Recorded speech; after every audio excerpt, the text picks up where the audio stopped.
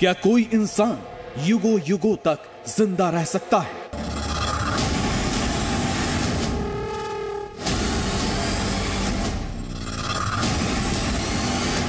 क्या कोई व्यक्ति काल को मात देकर मृत्यु पर विजय हासिल कर सकता है?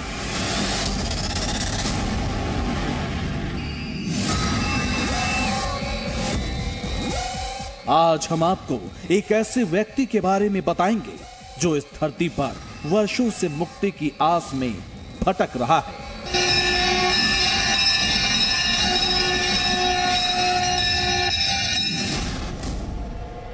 सवाल यह है कि वो कौन है जो हजारों साल से मृत्यु मांग रहा है।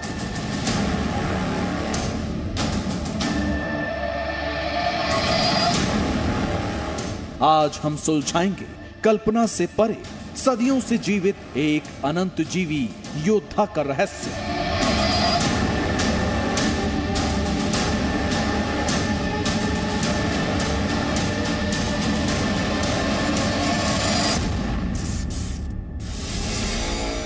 महाभारत काल के इस योद्धा के अंतहीन जीवन का रहस्य अभी बाकी है।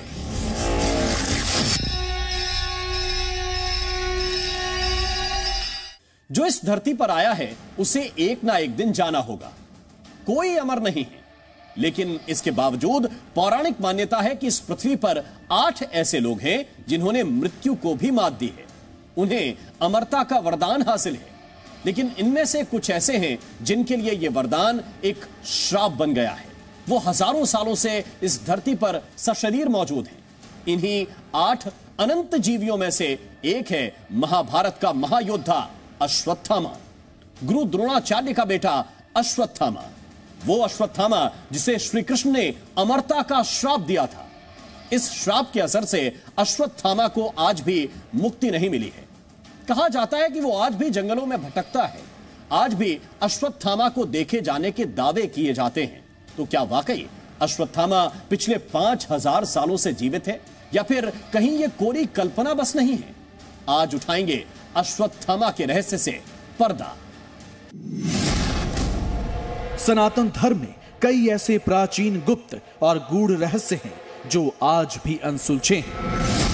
इन रहस्यों पर उठे सवालों का जवाब विज्ञान के पास भी नहीं है। तो आज हम तलाशेंगे एक अमर शख्स के निशान, जिसके 5000 साल से जीवित होने के देंगे प्रमाण।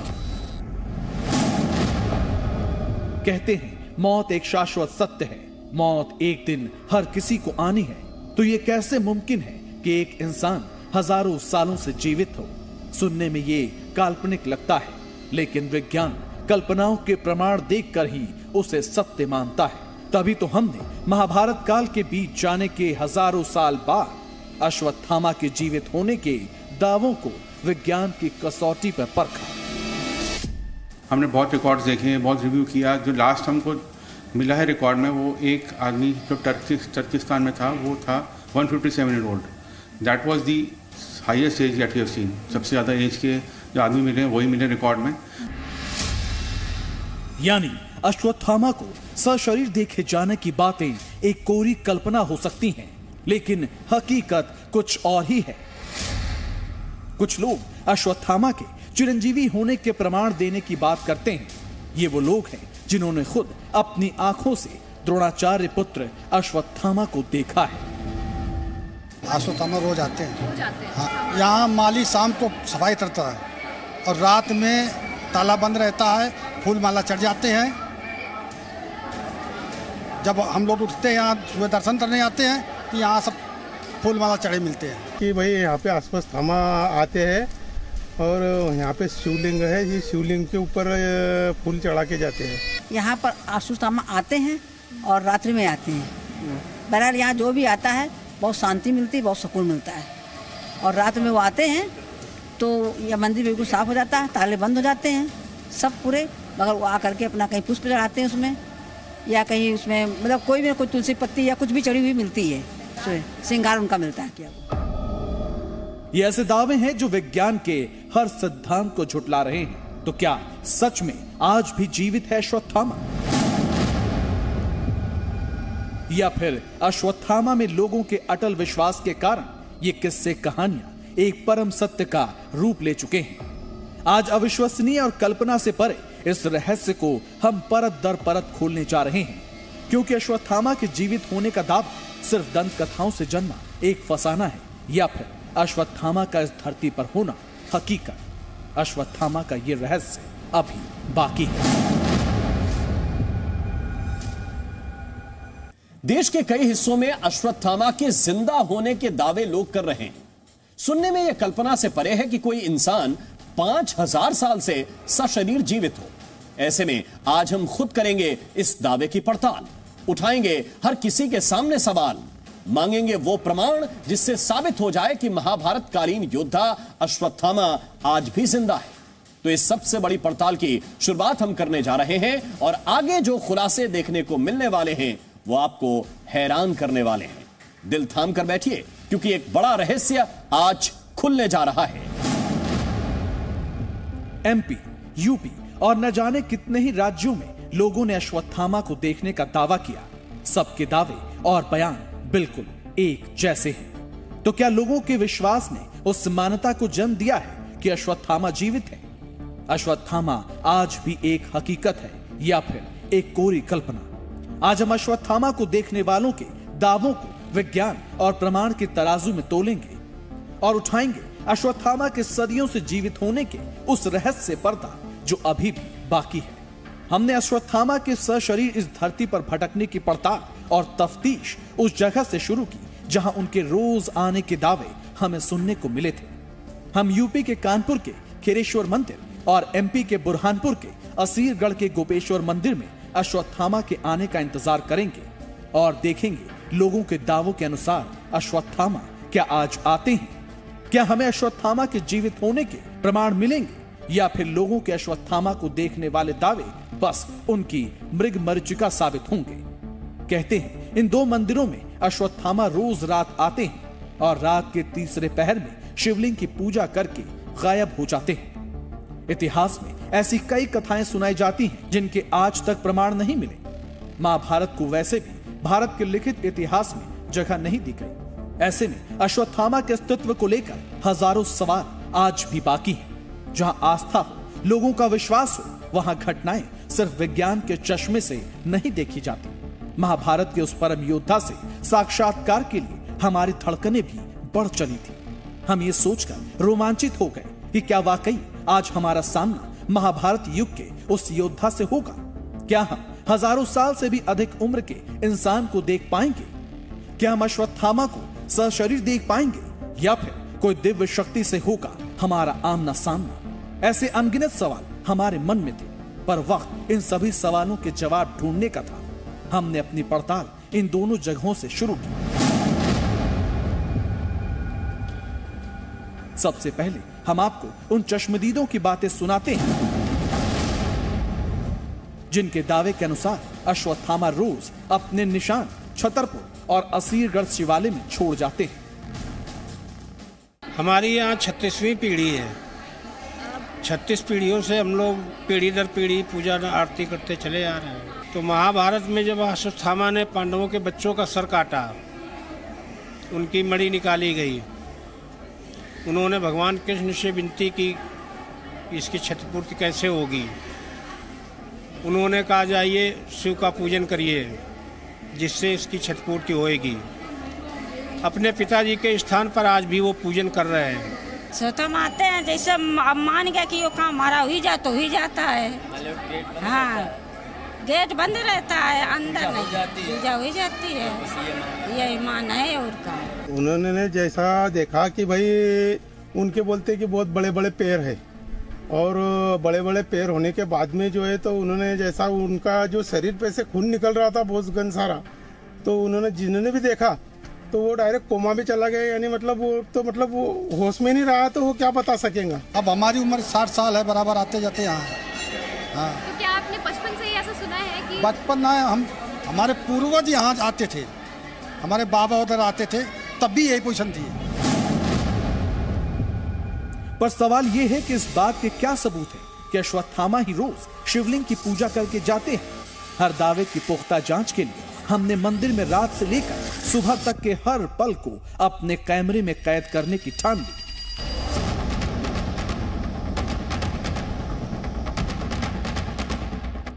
हमने कानपुर से कई किलोमीटर दूर खेरेश्वर मंदिर का सफर शुरू किया, जहां अश्वत्थामा के आने की बात सदियों से की जाती है।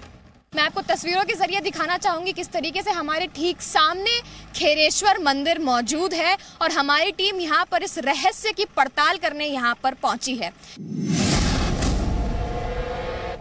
सूरज ढलने से पहले हम खेरेश्वर मंदिर पहुंच चुके थे। मंदिर पहुंचते ही हमने पूरे कंपाउंड का जायजा लिया। हम हर उस रास्ते को पहचानना चाहते थे जहां से अश्वत्थामा के आने की गुंजाइश थी। पुजारी के दावे के अनुसार अश्वत्थामा आज भी यहां आने वाले थे और कोई न कोई ऐसी निशानी हमें देखने को मिलने वाली थी जिससे यह साबित होता कि अश्वत्थामा आज भी जिंदा है। नित्य पूजन करते हैं। सर्वप्रथम उन्हीं का पूजन होता है।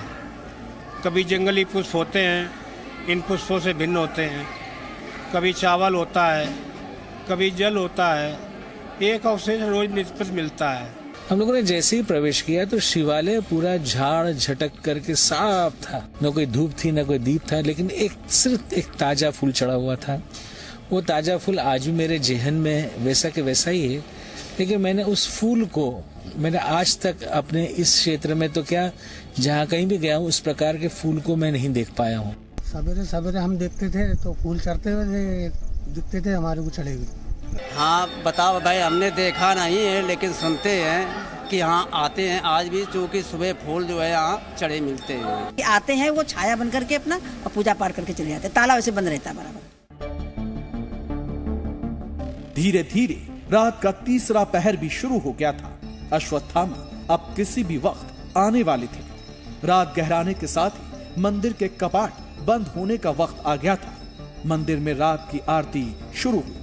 हमें छोड़कर सबके मन में एक विश्वास नजर आ रहा था कि अश्वत्थामा हर रोज की तरह आज भी रात के तीसरे पहर में शिवलिंग की पूजा करने आने वाले थे। रात की आरती खत्म हो गई। शिवलिंग के हर एक कोने को हमने ध्यान से देखा। हमारे मन में एक सवाल था, यह कैसे साबित होगा कि सुबह की पूजा अश्वत्थामा ने की?